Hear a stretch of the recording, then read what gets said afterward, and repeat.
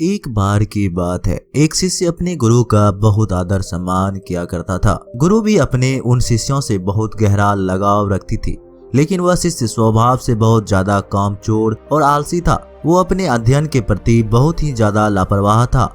वो अक्सर ही आज के कामों को कल पर टाल देता और किसी भी प्रकार की जिम्मेदारी से भागने की कोशिश करता। गुरु अपने शिष्यों के इस आलसी स्वभाव को बढ़ता देख बहुत ही ज्यादा चिंतित रहने लगे। वो चिंतित रहने लगे कि कहीं मेरा शिष्य अपने आलस्य की वजह से जीवन संघर्ष में पराजित ना हो जाए, क्योंकि गुरु जानते थे कि आलस्य में व्यक्ति को निकम्मा बनाने की पूरी सामर्थ्य होती है। ऐसा व्यक्ति बिना कर्म किए ही फल प्राप्त करने के बारे में सोचता है। वह जल्द निर्णय नहीं ले पाता और अगर ले भी लेता है तो उसे कार्यान्वित नहीं कर पाता। यहाँ तक कि ऐसा व्यक्ति अपने आसपास के माहौल एवं अपने वातावरण के प्रति भी सजग नहीं रहता और न ही किस्मत से मिलने वाले मौकों का सही फायदा उठा पाता। गुरु ने मन ही मन अपने शिष्य के इस आलसी स्वभाव को खत्म करने की योजना बना ली। एक दिन गुरु ने एक चमकता हुआ सफेद पत्थर शिष्य के हाथों में देते हुए कहा, मैं यह जादुई पत्थर का टुकड़ा 2 दिन के लिए तुम्हें देकर जा रहा हूँ। तुम जिस भी लोहे की वस्तु को इस पत्थर से स्पर्श करोगे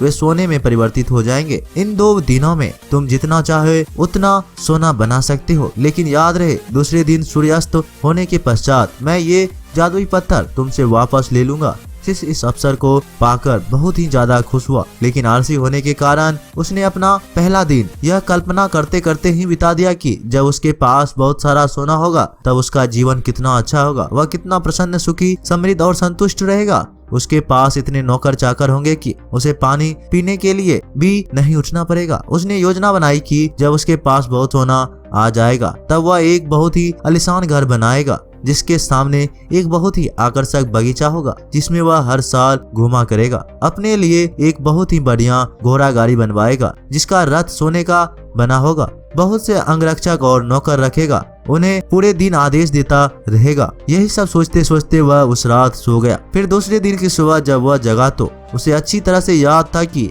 आज लोहे से सोने बनाने का दूसरा और अंतिम दिन है। उसने अपने मन में पूरे दृढ़ निश्चय के साथ यह संकल्प लिया कि आज वह गुरुजी द्वारा दिए गए जादू के पत्थर का लाभ जरूर उठाएगा। उसने निश्चय किया कि वह बाजार जाकर वहां से लोहे के बड़े बड़े सामान खरीद कर लाएगा और उन्हें सोने में परिवर्तन कर देगा। दिन बीतता गया और वो यही सोचता रहा कि अभी तो बहुत समय है, कभी भी बाजार जाकर सामान ले आऊंगा। यही सोचते सोचते दोपहर हो गए तो उसने निश्चय किया कि दोपहर का भोजन करने के पश्चात सामान लेने निकलूंगा। पर भोजन करने के बाद उसे आराम करने की आदत थी और उसने बजाय उठकर मेहनत करने की थोड़ी देर आराम करना उचित समझा, लेकिन आलस्य से परिपूर्ण उसका शरीर जल्द ही नींद की गहराइयों में खो गया और जब वह उठा तो सूर्यास्त होने को था। अब वह जल्दी जल्दी बाजार की तरफ भागा, पर रास्ते में ही उसे गुरुजी मिल गए। गुरुजी को आता देख वो चक्का खड़ा हो गया। जैसे ही गुरुजी उसके पास पहुंचे वे उनके चरणों में गिर पड़ा और गिड़गिड़ाते हुए उस जादुई पत्थर को एक दिन और अपने पास रखने के लिए भीख मांगने लगा। लेकिन गुरुजी नहीं माने और उस शिष्य का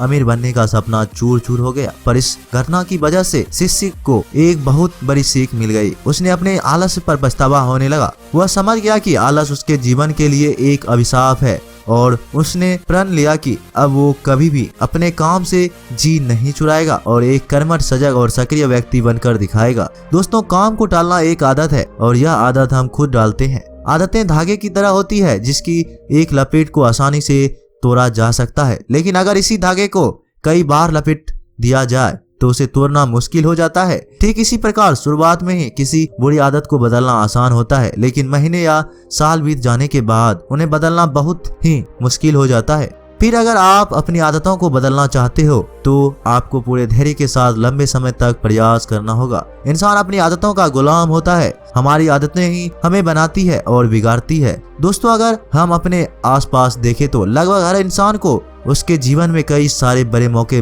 जरूर मिलते हैं, लेकिन उनमें से ज्यादातर लोग अपने आलस्य और मेहनत का ना करने की आदत की वजह से उस हाथ आए मौके को गवा देते हैं और फिर जिंदगी भर पछताते रहते हैं। लेकिन इनमें से भी ज्यादातर लोग अपनी असफलता और नाकामी के लिए अपनी आलस्य और कामचोरी को जिम्मेदार नहीं मानते, बल्कि वो अपने माता पिता परिस्थिति, आर्थिक स्थिति, किस्मत इत्यादि को जिम्मेदार ठहराकर अपनी आक्रामकता को छुपाने की कोशिश करते हैं और फिर ऐसे लोग अपनी किस्मत और परिस्थिति को कोसते हुए बिना किसी सफलता और आत्मिक खुशी के इस दुनिया को अलविदा बोल देते हैं। आइए थोड़ा गहराइयों से समझने की कोशिश करते हैं कि आखिर हम अपने काम को टालते क्यों हैं।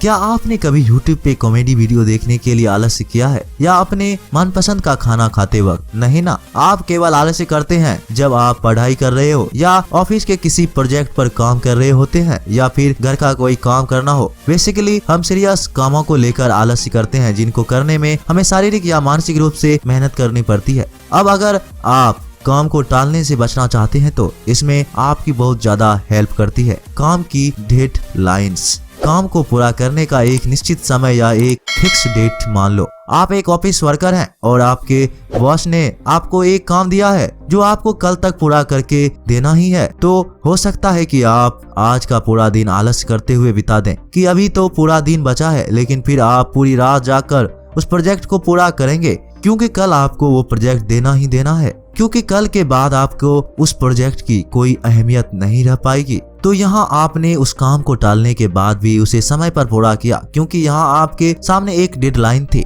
एक निश्चित समय था और काम पूरा हो गया। काम को करने के इस तरीके को आप अपनी डेली लाइफ में भी अप्लाई कर सकते हैं कि अगले 1 घंटे या 1 दिन में मुझे इस काम को पूरा करना ही है।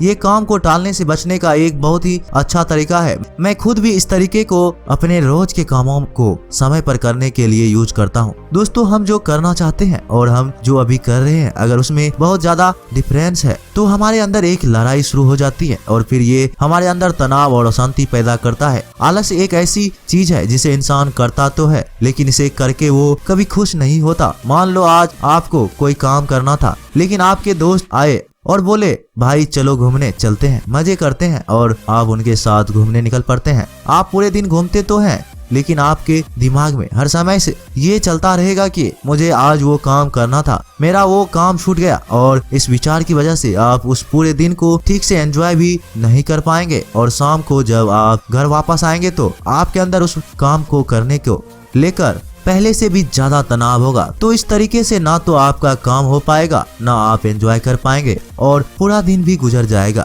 यहाँ पर सबसे अच्छा तो यही होता कि आप अपनी आलस्य को ना बोलते, पहले अपना काम करते और बाद में घूमने जाते, तो निश्चित रूप से आप ज्यादा एंजॉय भी कर पाते और तनाव मुक्ति भी रहते। आपने एक चीज और नोटिस की होगी कि काम को टालने से हमें गिल्टी फील होती है। जब काम को टालने से हमें खुशी नहीं मिलती तो आखिर हम काम को टालते क्यों हैं? इसके पीछे के 5 बड़े कारण हैं। पहला कारण, आपको जो काम करना है और उस काम से जो रिजल्ट मिलेगा, अगर उसके मिलने के चांसेस बहुत कम है तो आप उस काम को टालने की कोशिश करेंगे क्योंकि आपके अंदर उस काम को करने का मोटिवेशन कम हो जाता है। दूसरा कारण, ऐसा काम जो आपकी जरूरत से मैच नहीं करता या फिर आपको वही काम करना पसंद नहीं है तो आप उस काम को टालते रहेंगे। काम को टालने का तीसरा कारण, अगर आपके लिए वो काम जरूरी नहीं है या फिर उसको करने का कोई बड़ा कारण नहीं है तो आप उस काम को टालते रहेंगे। चौथा कारण, अगर हमें किसी काम को करने का फायदा तुरंत मिल जाता है तो हम उस काम को करने में ज्यादा उत्साहित होंगे बजाय उस काम को करने में जिसके फायदे हमें बहुत लंबे समय बाद मिलेंगे,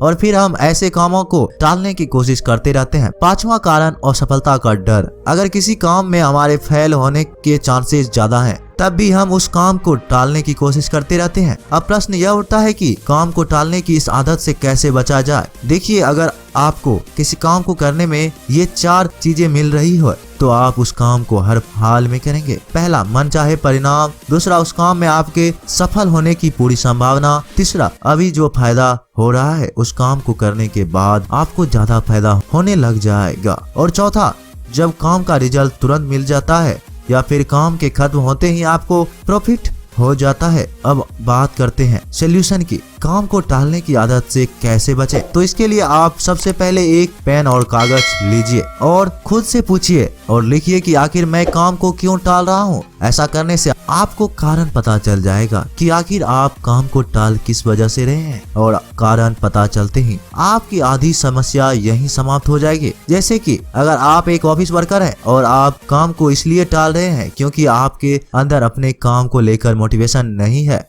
आप उसे पसंद नहीं करते या फिर ये सोचते हैं कि मैं कौन सा इतना बड़ा काम कर रहा हूँ, कंपनी का काम तो मेरे काम के बिना भी चल रहा है, तो कागज पर लिखिए कि अगर आपको जॉब से निकाल दिया जाए आप जॉबलेस हो जाए तो क्या होगा, कितनी मुसीबतें खड़ी हो जाएगी आपके सामने। अगर आप कोई स्टूडेंट हैं और पढ़ाई को सिर्फ इसलिए टालते रहते हैं क्योंकि आपको पता है कि आपकी फर्स्ट रैंक नहीं आ सकती, आप पढ़ाई में बहुत अच्छा नहीं कर सकती, तो फिर आप कोई ऐसा काम कीजिए जिसमें आप कॉन्फिडेंस है कि आप बहुत अच्छा कर सकते हैं, उसमें अपना नाम बना सकते हैं। अगर आप किसी बड़े एग्जाम की तैयारी कर रहे हैं और आपका रिकॉर्ड आपको 1-2 साल बाद जाकर मिलने वाला है, तो अपने काम को छोटे छोटे स्टेप्स में डिवाइड कीजिए और हर एक स्टेप कंप्लीट होने के बाद खुद को रिवॉर्ड दीजिए। इससे आप अपने कामों के प्रति लगातार मोटिवेट रह पाएंगे। अगर आप काम को सिर्फ इसलिए टाल रहे हो या फिर कोई बड़ा डिसीजन सिर्फ इसलिए ले पा रहे हो कि कहीं उस काम में आप फेल ना हो जाओ, उसमें असफल ना हो जाओ, तो एक बात हमेशा याद रखो,